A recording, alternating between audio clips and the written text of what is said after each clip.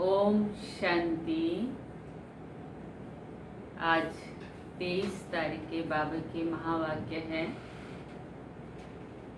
सार में बाबा ने कहा, मीठे बच्चे, तुम्हें अपना चिंतन करना है, दूसरों का नहीं, क्योंकि ड्रामा अनुसार जो करेगा वो पाएगा। बाबा कहते तुम्हें अपना चिंतन करना है, दूसरे का नहीं, क्योंकि ड्रामा अनुसार जो करेगा वो पाएगा। आज बाबा ने प्रश्न पूछा है, त्रिकालदर्शी बनने से आत्मा को कौन सी स्मृति आई? उत्तर है, आत्मा को स्मृति आई, हम असुल मूल वतन के निवासी इस ड्रामा में पाठ बजाने आए। हमने मुख्य एक्टर बन 84 जन्मों का पाठ बजाया। अभी बाप के सम्मुख है, फिर साथ में घर जाएंगे। पावन बनकर घर जाना है, फिर सुख धाम में आना है। ये सारा खेल भारत पर ही बना हुआ है। ये सारी स्मृति त्रिकालदर्शी बनने से आ गई है। आज गीत है, मरना तेरी गली में, जीना तेरी गली में। ओम शांति। ये गीत किसने गाया? बच्चों ने गाया। क्या कहते हैं बच्चे? बाबा, अभी तो आपके गले का हार बनना है, ये शरीर तो यहाँ ही छोड़ देना है। बच्चे जानते हैं शांति धाम व निर्वाण धाम में बाप और हम बच्चे आत्माएं रहती हैं। अब बाबा घड़ी घड़ी कहते हैं, अपने को आत्मा निश्चय करो। तुम जानते हो हम आत्माएं बाप के साथ निर्वाण धाम में रहने वाले थे। फिर ये शरीर धारण कर 84 जन्मों का पाठ लगाया। बाबा जानते हैं, बाबा कहते हैं, तुम बच्चे यहाँ पाठ बजाने आए हो। तुम भी कहेंगे, बरोबर हम परम धाम के निवासी है, यहाँ क्यों आए हैं? पाठ बजाने आए हैं। अब फिर बाबा आए हैं, तुम बैठे हो, देखते हो बाबा सामने बैठे हैं। यहाँ है लौकिक शरीर के संबंध। हम असुल आत्माएं थी, फिर लौकिक संबंध में सुख का और दुख का जीवन बिताया। अभी तुम आत्माएं त्रिकालदर्शी बनी। बाप भी तीनों कालों तीनों लोकों को जानने वाला है। तुम भी जानते हो नंबरवार पुरुषार्थ अनुसार। पढ़ाई की याद तो रहनी चाहिए ना। अभी स्मृति आई है, बाबा ने समझाया, तुम मूल वतन में रहने वाले हो। अभी तुम बाप दादा त्रिकालदर्शी बने हो। तुम जानते हो इस ड्रामा के हम मुख्य एक्टर हैं। सारे ड्रामा का नॉलेज तुम्हारी बुद्धि में है। स्मृति आई है, हम आधा कल्प सुख धाम में रहते हैं, वहाँ रावण होता ही नहीं। हम आत्माएं पूरे 84 का चक्कर लगाती है। अभी बाबा सम्मुख बैठे हैं, आपकी श्रीमत पर चल, हम आपके साथ चलेंगे। जितना हो सके आपको याद करेंगे। तुम बच्चों को सारा दिन यही ख्यालात में रहना चाहिए, जबकि त्रिकालदर्शी बने हो। ऊंचे ते ऊंचा भगवान, उनके साथ तुम बच्चे भी ऊंचे ते ऊंचे रहने वाले हो। अभी तुम बच्चों को घर की याद आई। हम पवित्र बन अपने परम धाम घर जाएंगे। बाप शिव की पूजा होती है तो शालिग्राम की भी पूजा होती है। बाप ही आकर आत्माओं को पावन बनाते हैं, आत्माओं को पवित्र बनाने वाला एक शिव बाबा है और कोई हो भी नहीं सकते। अभी तुम सारे ड्रामा के खेल को जान चुके हो, समझते हो भारत पर ही ये खेल बना हुआ है। तो अब तुम बच्चों को बाबा सम्मुख बैठ समझाते हैं। हर एक जीव की आत्मा जानती है बाबा ज्ञान का सागर है। उसको भक्ति मार्ग में बुलाते आए हैं और प्रतिज्ञा करते हैं, बाबा जब आप आएंगे तो हम आपकी श्रीमत पर ही चलेंगे। ये कोई लौकिक संबंध की बात नहीं है।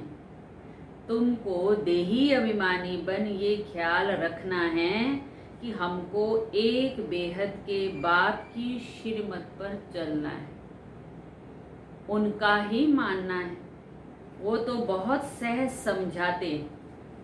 तुम्हारा अब ज्ञान का तीसरा नेत्र खुल गया है। बाबा कहते हैं ये ज्ञान तुमको यहाँ है। मूल वतन में बाप और बच्चे रहते हैं, वहाँ ये किसी को पता ही नहीं रहता है। अभी तुम बच्चों को बाबा अपना अंत देते हैं। भले ही परम धाम में बाबा और बच्चे इकट्ठे रहते हैं, लेकिन बाबा कहते हैं वहाँ कुछ भी पता नहीं। बाबा ने अभी अपना सारा अंत बताया है। वही ज्ञान का सागर है और कोई सत्संगों में ऐसे नहीं कहेंगे बाबा हम आत्माओं को पढ़ाते हैं। ये तुम जानते हो। घड़ी घड़ी तुमको कहना पड़ता है देही अभिमानी बनो। आत्मा इस ड्रामा में एक्टर है, पार्ट बजाती है। हम आत्मा ने चोला लिया, वो एक्टर्स भी क्या करते हैं, कपड़े बदलते हैं। तुम आत्माएं भी निराकारी दुनिया से यहाँ आकर ये शरीर रूपी चोला लिया है। वो सिर्फ अपने कपड़े बदलते हैं। हम आत्माओं को बाबा फिर से आकर राजयोग सिखा रहे हैं। अब तुम बच्चे समझते हो बाबा आया हुआ है तो जरूर हम बाबा के मददगार बनेंगे। पवित्र बन सारे भारत को पवित्र बनाना है। हमको श्रीमत पर चलना है। श्रीमत कहती है बाबा को याद करना है। जो करेगा वो पाएगा। सब तो नहीं आकर पुरुषार्थ करेंगे।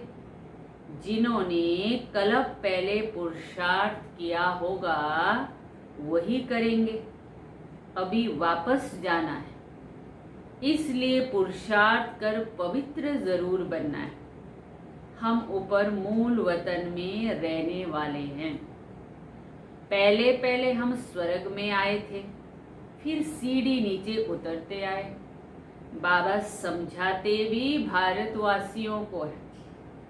भारत में ही बाबा आते हैं, याद भी भारत में ही करते हैं कि बाबा आओ आकर हमें पावन बनाओ, शरीर धारण कर हमको श्रेष्ठ कर्म सिखाओ। शरीर का नाम भी गाया हुआ है। ये भारतवासी ही सब ये जानते हैं, इसीलिए तो बाबा कहते पुकारते हैं। ये भाग्यशाली रथ है। बाबा भी कहते मैं साधारण तन में प्रवेश करता हूँ। आगे भी कहा था तुम बच्चों को स्मृति आई है। बरोबर 5000 वर्ष पहले भी बाबा ने यही कहा था और कोई भी ये बात बता ही नहीं सकते हैं। बाबा ही कहते हैं 5000 वर्ष पहले भी मैंने इस शरीर में आकर तुमको समझाया था। अब फिर से बच्चों को कहता हूँ आत्म अभिमानी बनो। जैसे नाटक वालों को मालूम रहता है कि हम कौन सा वस्त्र पहनकर क्या क्या पाठ बजाते हैं, परंतु वो देह भान में रहते हैं। ये है फिर बेहद की बातें। देही अभिमानी बनना है, हम असुल में आत्मा हैं। अभी हमारा पाठ पूरा होता है। बाबा सम्मुख बैठ सब कुछ समझा रहे हैं। ये कभी भी भूलना नहीं चाहिए। माया कितनी बिगड़ डालती है। बाबा समझाते, बच्चे तुमको कोई भी विक्रम नहीं करना है। मनसा तूफान बल बहुत आएंगे, अपनी परीक्षा लेनी है। बाबा कहते अपनी परीक्षा स्वयं लेनी है। हमारी कर्मेंद्रियां चंचल तो नहीं होती है, हम काम को जीत सकते हैं। तुम्हारे लिए बहुत सहज है। क्यों सहज है? क्योंकि बाबा कहते तुम आत्माएं हो और एक बाप के बच्चे हो। बाप से ही योग लगाना है। कर्मेंद्रियों में चलायमानी होना ये भी देह अभिमान है। तुमको कोई से डरना नहीं, निर्भय बनना है। कभी भी कहाँ भी जाओ तो साक्षी होकर देखना है। हम आत्मा हैं, इस खेल को तुम पूरा जान गए हो। ऊंचे से ऊंचा बाबा है, यही बुद्धि में आया है। उनको बिंदी कहा जाता है। निराकारी दुनिया में आत्माओं का जाड़, बीज से जाड़ निकलता है, फिर नंबरवार पत्ते आते हैं। ये भी ऐसे हैं। ऊपर में नंबरवार आत्माएं आती हैं। आत्मा प्रवेश कैसे करती है, निकलती कैसे हैं, ये कोई देख ना सके। अब बाबा समझाते हैं तुम्हारी आत्मा पतित बन गई है, उसको पावन बनाओ। इन द्वारा बाबा बैठ समझा रहे हैं। बात तो कर्मेंद्रियों से ही करेंगे ना। आत्मा बिंदी इसमें नहीं होती तो कर्मेंद्रियां कुछ भी नहीं कर सकती। इतनी छोटी बिंदी कितनी पावरफुल है। इसमें सारी नॉलेज, बाबा ज्ञान का सागर है जो तुमको बैठकर समझाते हैं। इसमें सारा ज्ञान है। ये भी पाठ नुदा हुआ है। तुम्हारी आत्मा में 84 जन्मों का पाठ नुदा हुआ है। तुम दुख सुख का पाठ बजाते हो, दुख में बहुत तकलीफ लेते हो। बाबा कहते हैं मैं तो पुनर्जन्म में आता ही नहीं हूँ। तुम 84 जन्म लेते, मैं तो नहीं लेता हूँ। मैं आकर तुम बच्चों को सहज युक्ति बताता हूँ। मुझे याद करो तो पावन बने। आधा कल्प तुम काम चिता पर बैठकर तमो प्रधान बने हो।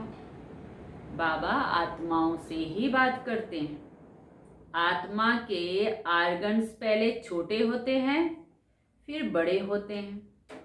आत्मा तो छोटी बड़ी नहीं होती।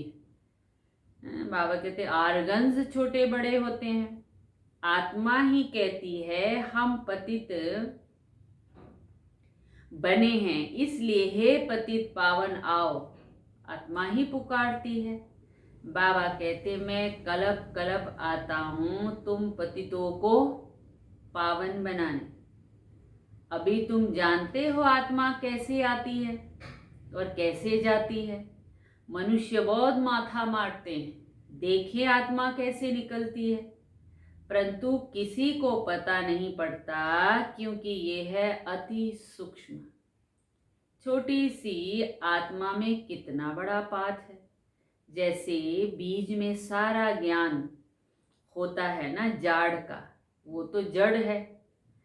जैसे बड़ का जाड़ होता है, उसका बीज कितना छोटा होता है। इसमें जाड़ कितना लंबा निकलता है। कलकत्ते वाले बड़ का जाड़ कईयों ने देखा होगा, बहुत बड़ा जाड़ है। अब उसका फाउंडेशन सारा सड़ गया है, बाकी जाड़ खड़ा है। ये भी ऐसे है। देवता धर्म का फाउंडेशन है नहीं है, जाड़ की भी अब जड़ीबूत अवस्था है। ये भी तुम बच्चे जानते हो। तब तो गवर्नमेंट को भी कहते हैं ना, हम इतने समय में दुनिया को पावन बनाकर दिखाएंगे। बाबा के बच्चे चैलेंज करते हैं। मनुष्य इन बातों को समझते नहीं हैं। तुमको तो निश्चय है ना कि हम इस भारत को श्रेष्ठाचारी जरूर बनाएंगे। तब तो भ्रष्टाचारी दुनिया का विनाश होगा। ये जो चाहते हैं शांति हो जाए, आत्मा पाठ बजाते बजाते थक गई, इसलिए पुकारती है, हे शांति देवा। ये थोड़े ही समझते हैं कि आत्मा शांत स्वरूप है, परंतु यहाँ आत्मा को कर्मेंद्रियों द्वारा कर्म तो जरूर करना है। शांति दो कहते हैं ना, ये किसी को पता नहीं कि शांति धाम अलग है, सुख धाम अलग है। सुख धाम में बहुत थोड़े मनुष्य रहते हैं, वो है पवित्र दुनिया। वहाँ शांति तो कोई मांगते ही नहीं है, कर्म तो वहाँ भी करना है, परंतु वहाँ अशांति होती नहीं है। जीवन मुक्त धाम और शांति धाम दोनों अलग अलग है। सत्युग में जीव आत्माओं को सुख भी है तो शांति भी है। एवर हेल्दी एवर वेल्दी रहते हैं। अभी तुम बच्चे जानते हो स्वर्ग किसको कहते हैं। दुनिया में ये किसी को भी पता नहीं है कि स्वर्ग क्या है। ये लक्ष्मी नारायण भी बच्चे हैं ना, इन बच्चों को सुख किसने दिया? कोई तो सुख देने वाला होगा ना। क्या इनों का राज्य फिर से आने वाला है? स्वर्ग जरूर फिर से रिपीट होगा। स्वर्ग में जब होंगे तो वहां ऐसे नहीं कहेंगे कि नरक फिर से रिपीट करेंगे। अभी कहते हो पवित्रता सुख शांति की नई दुनिया फिर से रिपीट होगी। ये तो पुरानी दुनिया दुखधाम है, इसको आयरन एज कहा जाता है।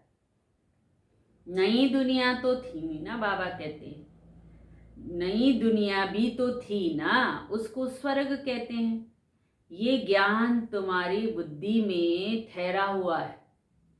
बरोबर हम फिर से देवी देवताएं बन रहे हैं।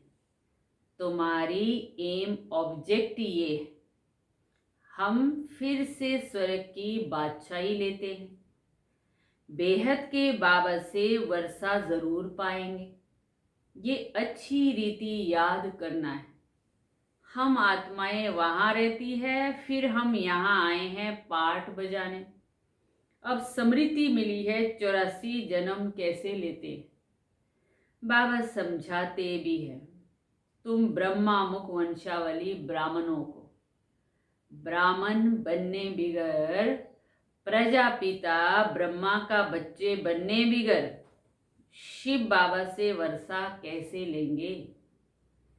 प्रजापिता ब्रह्मा तो मशहूर है। ब्रह्मा द्वारा नई दुनिया की स्थापना करते हैं, तो नई दुनिया का राज्य भी तो जरूर उन्हों को ही देंगे ना, जो स्थापना के कार्य में सहयोगी बनेंगे, पुरुषार्थ करेंगे। राज्य भी तो उन्हीं को मिलेगा ना। 5000 वर्ष पहले भी ब्रह्मा द्वारा विष्णुपुरी की स्थापना की थी, अब फिर रिपीट होगा। उसके लिए तुम तैयारी कर रहे हो। कई बच्चे पूछते हैं ड्रामा को बड़ा माने व पुरुषार्थ को बड़ा माने, तो बाबा क्या कहते हैं? समझाया जाता है पुरुषार्थ तो करना पड़ेगा, पुरुषार्थ बिगर तो प्रारब्ध कैसे मिलेगी। पूरा पुरुषार्थ करना है। कोई अच्छी रीत पुरुषार्थ करते हैं तो समझाया जाता है ड्रामा अनुसार इनों का पुरुषार्थ अच्छा चलता है, पद भी अच्छा मिलेगा। उनका पुरुषार्थ बहुत तीव्र चलता है, फिर चलते चलते कोई का कम पद भी हो जाता है। ब्राह्मणियाँ जानती है, ब्राह्मणियों के पास आने वाले भी जानते हैं फलाना बहुत अच्छा चलता था, आजकल आते नहीं हैं। कहते हैं हमारी बुद्धि में पता नहीं क्यों नहीं बैठता है। बाबा को हम याद ही नहीं कर सकते हैं, बस हम तो चल ही नहीं सकेंगे, दिल शिकस्त हो जाते हैं। मंजिल बड़ी है, ऐसे ऐसे बाबा को लिख देते हैं। बाबा कहते मूल बात ही है निर्विकारी बनना। विकारों को छोड़ना बड़ा मुश्किल है। तुम जानते हो ड्रामा अनुसार कल्प पहले भी इनकी अवस्था ऐसी ही चली थी, भी ऐसी चलेगी। अच्छा, मीठे मीठे सिकी लदे बच्चों प्रति मात पिता बाप दादा का याद प्यार और गुड मॉर्निंग। रूहानी बाप की रूहानी बच्चों को नमस्ते। हम रूहानी बच्चों की रूहानी बाप दादा को याद प्यार और नमस्ते। गुड मॉर्निंग बाबा, थैंक यू बाबा, शुक्रिया बाबा, शुक्रिया। अब धारणा के लिए मुख्य सार। आज के विशेष धारणा का सार है, पहला पॉइंट, इस बेहद के खेल को साक्षी हो देखना है। कोई से भी डरना नहीं है। इस बेहद के खेल को साक्षी होके देखना है, कोई से भी डरना नहीं है। निर्भय बनने के लिए मैं आत्मा हूं, ये पाठ पक्का करना है। दूसरा है, अपनी जांच करके स्वयं की परीक्षा लेनी है कि कोई भी कर्मेंद्रियां चलायमान तो नहीं होती है, काम विकार पर विजय पाई है, देही अभिमानी कहाँ तक बने। बाबा कहते स्वयं ही अपनी परीक्षा लो, चेकिंग करो। आज बाबा ने वरदान दिया है, कंबाइंड स्वरूप की स्मृति और पोजीशन के नशे द्वारा, कंबाइंड स्वरूप की स्मृति और पोजीशन के नशे द्वारा कल्प कल्प के अधिकारी भव। मैं और मेरा बाबा इस स्मृति में कंबाइंड रहो तथा ये श्रेष्ठ पोजीशन सदा स्मृति में रहे कि हम आज ब्राह्मण हैं, कल देवता बनेंगे। हम सो हम का मंत्र सदा याद रहे तो इस नशे और खुशी से पुरानी दुनिया सहज भूल जाती। सदा यही खुमारी रहेगी कि हम कल्प कल्प के अधिकारी आत्मा हैं। हम ही थे, हम ही हैं और हम ही कल्प कल्प होंगे। आज का स्लोगन है, स्वयं का स्वयं ही टीचर बनो। स्वयं का स्वयं ही टीचर बनो तो सर्व कमजोरियां स्वतः ही समाप्त हो जाएगी। फिर बाबा कहते, सर्व कमजोरियां स्वतः ही समाप्त हो जाएगी। अपना टीचर खुद ही बनना है। तो ये थे आज के बाबा के मीठे मधुर महावाक्य। ओम शांति।